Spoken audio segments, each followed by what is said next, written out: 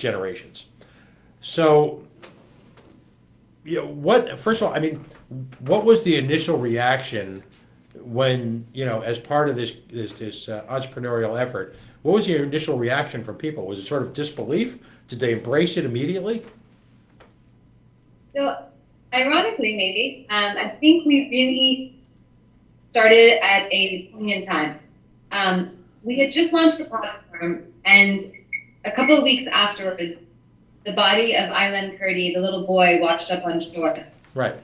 And I think at that moment, that picture really had a strong impact across the U.S. and areas that were really disconnected from the crisis. Mm-hmm. And we suddenly, in a sense, went viral, and people started stepping up in hundreds. And I think that, NaTakallam is a very tangible, direct way to take action. And I actually think that there are many Americans, perhaps their voices haven't heard as much, but I think many Americans really want help and are curious to learn more and to really to give someone access to a conversation with someone that they would never otherwise meet. It's really special experience. And I think that NaTakallam just stands apart from other language listening platforms because it has this humanitarian action directly involved in the learning process. And so I've been really impressed by the enormous amount of support, the enormous amount of emails we get daily by people who are writing to us as how they can help, how they can get involved, how they can learn Arabic. And even between students who signed up and the conversation partners, the friendships that have emerged from these classes is really unbelievable. In some instances, people have actually traveled to the countries where their conversation partner currently lives in, them in person. Mm-hmm. And that's, I have two daughters who are in their early 20s, and they're always delighted when I refer to them on the air. But the unique nature of this generation is their ability to reach beyond the boundaries that have been self-imposed by Americans for generations and almost effortlessly coalesce, work with people of wildly different backgrounds, religions, ethnicities, sexual background, sexual politics, and just literally everything. They haven't just done away with boundaries between peoples. They've crushed them, and clearly this technology has allowed that to blossom. And I use the term blossom intentionally because you and I chatted off air briefly, and folks who've listened to the show before understand that I've always asserted that when people start replacing pronouns and characterizations, and I always use the classic example, if you preface an ethnic group, a racial group, a political group with the term you're essentially marginalizing those people by lumping them into this great amorphous group of people for which you clearly have no understanding. But when they become an individual's name and it's a personal relationship, that's when boundaries are broken down, because it is no longer seen as a group of individuals. You're simply become friends with them. And in doing so, you achieve a level of understanding, simpatico, empathy, whatever, that is just part of your normal existence. And that's always been the promise of the internet at one level or another, that those boundaries were broken down.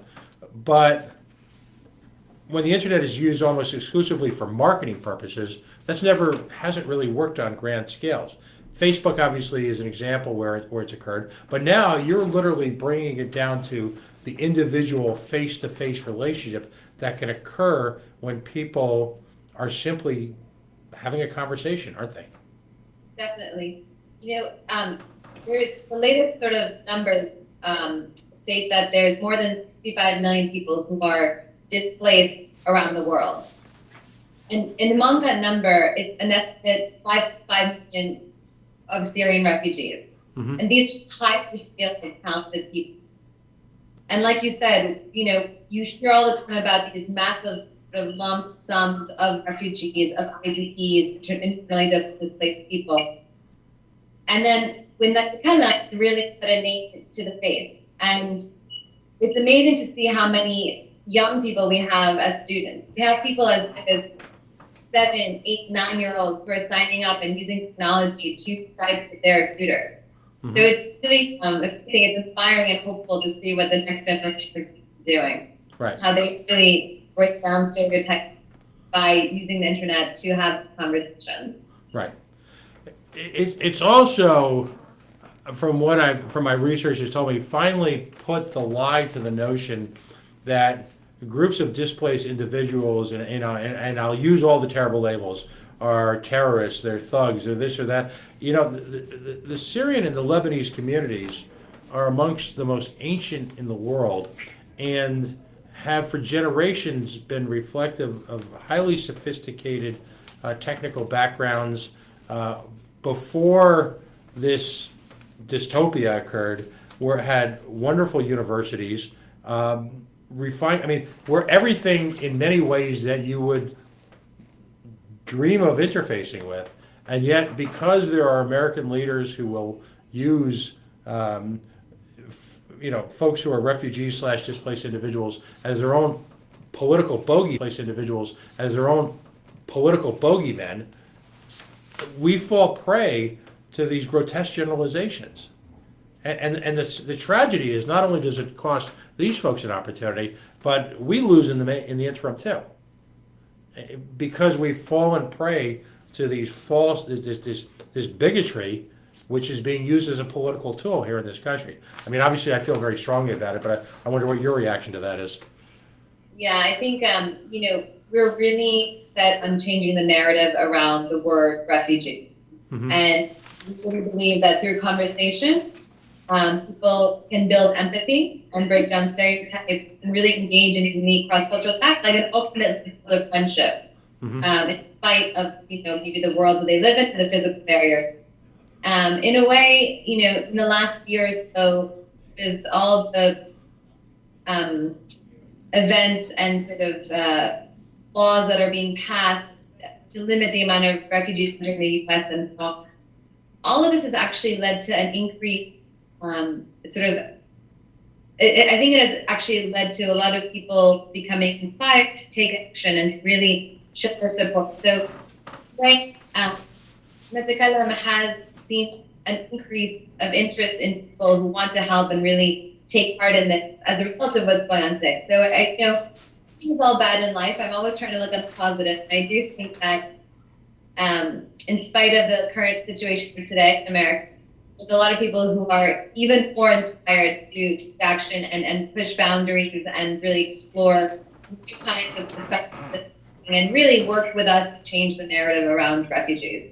Now, you work very closely with the international community and a variety of NGOs to help propel the mission of your organization. Tell us a little bit about that, your work with the UN, and how are you actually physically deploying this? Because I've got to imagine the challenges have got to be astonishing, even on a technical level. Definitely. So we work with local NGOs in different countries to help us to recruit and hire and interview and vet the different refugees and displaced people that we work with. So we've established a set of partnerships with various NGOs. And we also work with NGOs like the International Rescue Committee. We actually do some of their social media Arabic translation work. And we work with other sorts of startups, social enterprises, looking to sort of change the narrative of refugees or to different actions to create opportunities of employment for refugees. NaTakallam definitely thinks that the real sort of long-term sustainable way to deal with the crisis, which isn't going to get better any day now, is to really create opportunities for employment. The sort of traditional forms of aid and in-kind donations can only go so far. And what's interesting to see really how tech be leveraged for good and to create opportunities for improvement. So we partner with some other organizations that have a similar ethos like that. How many folks do you actually have signed up currently who are displaced, who are actively engaged in working with you folks? So we've worked with over 80 displaced people. and they are located in about 11 different countries, the majority of whom are in the Middle East, in countries like Lebanon, Jordan, Egypt. So we have people in countries, so found asylum in countries like Brazil and Canada and across Europe as well. Hmm. How and what's involved in physically getting it set up so that they can be productive in this environment? So an internet connection, number Right. one. Right. I just have to say, we are lucky in that our students are flexible and our CPs are flexible as well. Because sometimes in the Middle East, particularly, the internet connection is not always so certain. Right. That we manage, and for the most part, people communicate over Skype, and sometimes over WhatsApp or other sorts of modes of communication. We're in the process right now of developing a platform, and ultimately we will have our own communication on the platform. Right. So it's all in the works right now.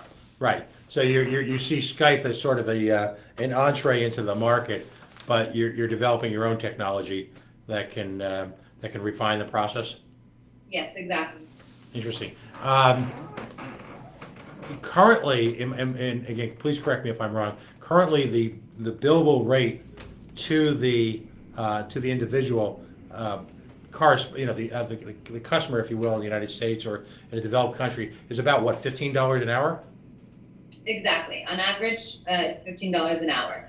Which is, I got to say, it's almost too cheap because it's family members have sought have sought tutoring in the past, and it is a challenge to find. I mean, in one respect, Arabic is the fastest growing language in the world.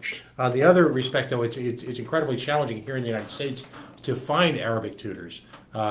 So many of the Arabic tutors that you might use are actively involved in education themselves, and as a result have limited time and resources to really get involved in a process. Here you've got this host community who is literally, sadly, got almost all the time in the world to go online with as many people as want to do it.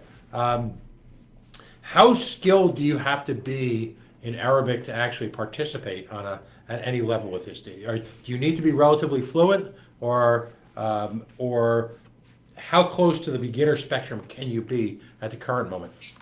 So NaTakallam is for all levels, including people who have zero experience in Arabic.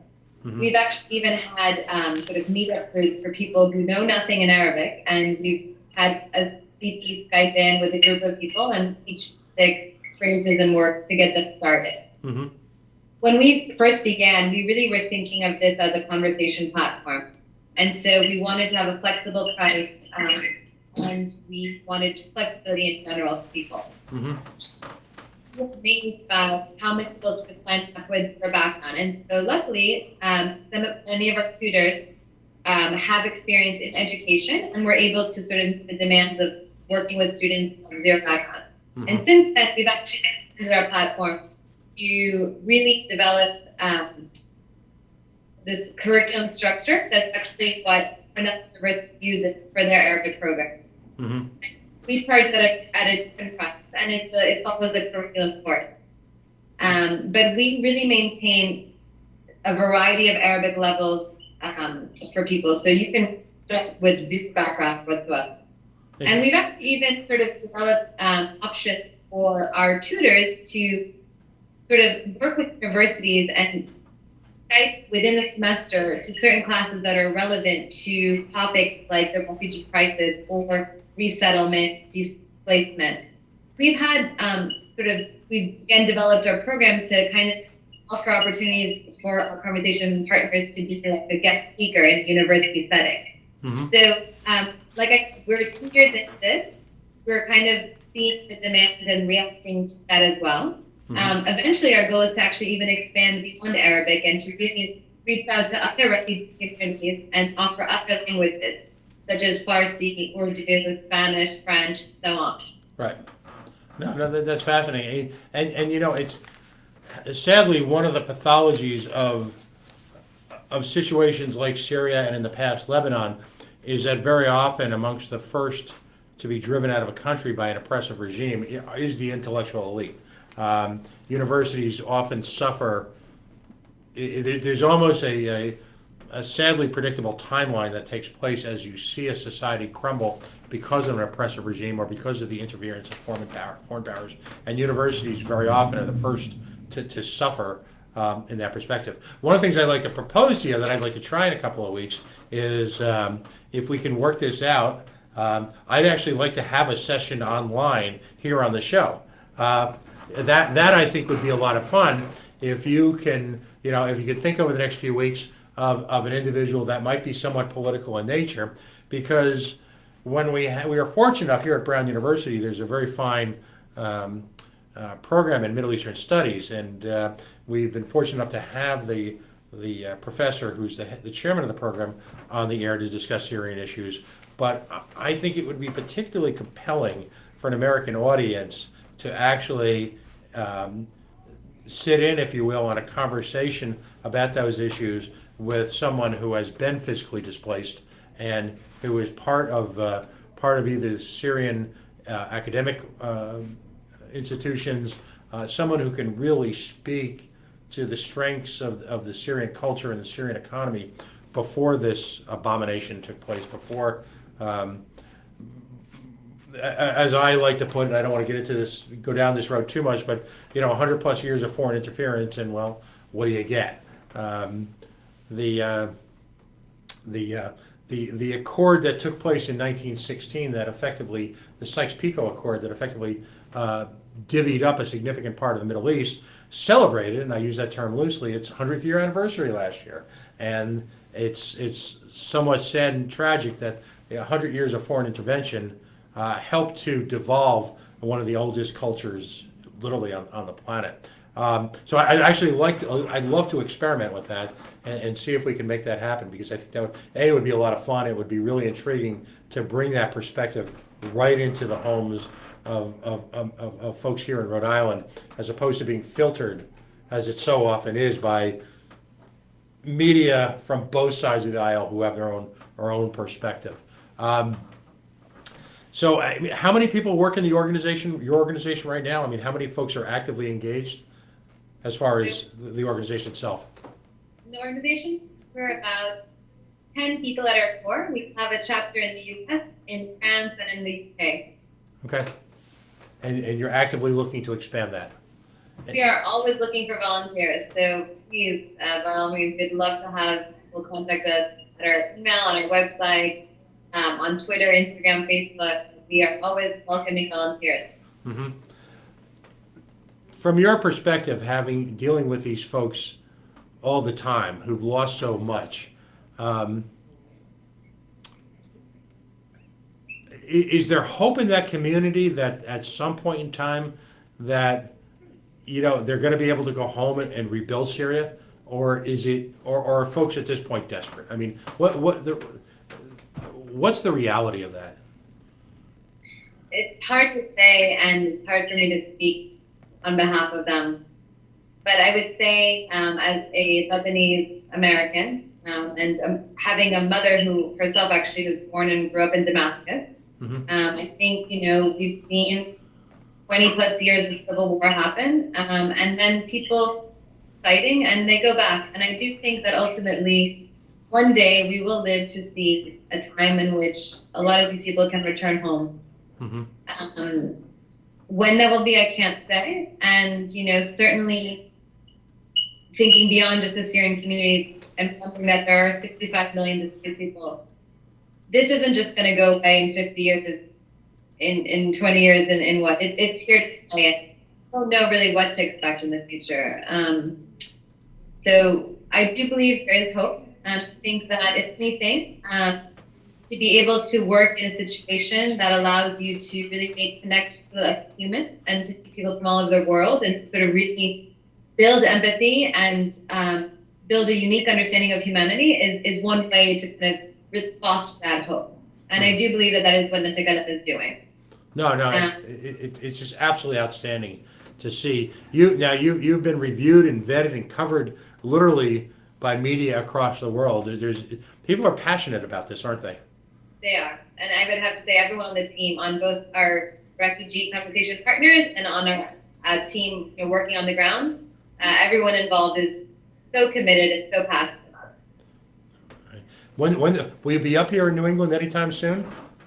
We hope so. We spent last fall actually doing a tour of a lot of campuses around New England, in Boston, in Providence, Massachusetts, and I hope so. We don't have a complete plan right now, but we're always interested and welcome invitations to go speak in different campuses and teach the different departments and students and communities that are working in refugee-related matters. Mm-hmm. Well, that's something we'll try to do whatever we can to promote from our own angle here. So how can give us a breakdown? How can folks contribute? I mean, I would admit this is fascinating because in a very real sense, one of the best ways that you can contribute to your organization is to actually just simply use the service, isn't it? Exactly. You're literally you are putting someone to work instantly. There's no process involved per se. There's no distribution of funds. This is the beauty of this is that it's in a very real sense. It's not charity. You are gainfully employing a group of people who are woefully underemployed and left woefully without the type of personal challenges through employment that really nobilizes people.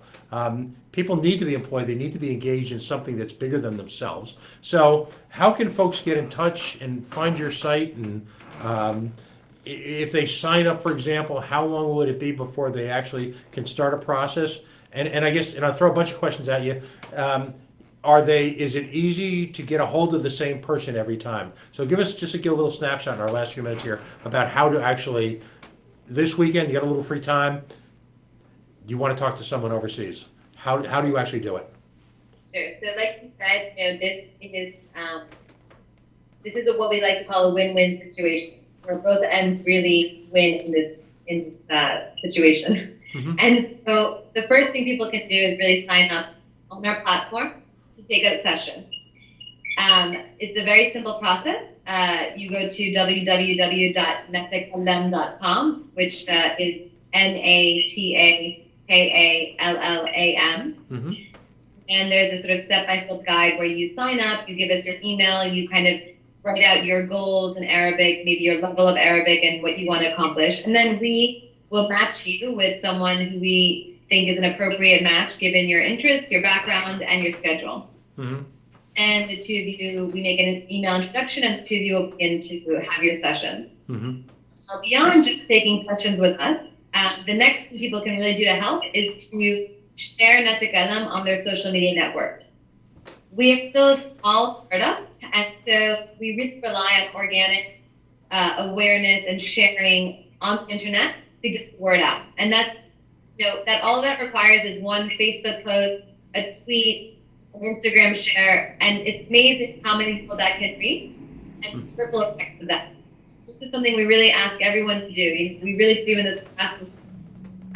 Every action counts, and any support that we can get and a word of mouth really belongs. Right, and that's quite frankly how we found out about you. So it truly does work, and it's great finally to see the net being used for something besides defining pictures of what you had for dinner that night and obsessing over Donald Trump's hair, for example. There's real power that you can give to someone.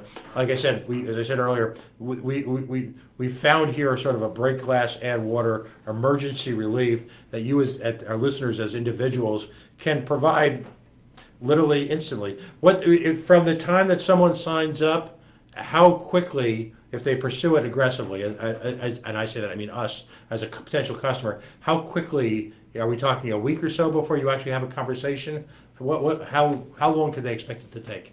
Yeah, we always ask our students to give us a time window of about 10 days to match them up. Mm-hmm. This is because we're still in the process of automating our platform, which hopefully will be ready and launched by January 2018, which will be really exciting for us. And then that will be almost instantaneous. So we do ask for now that people are patient and give us a bit of a window to find the right partners. Right. Like I may have mentioned this earlier, but we have CPs, that stands for Conversation Partners, who really come from all different backgrounds. Some were doctors, some were lawyers, some were artists. These are people.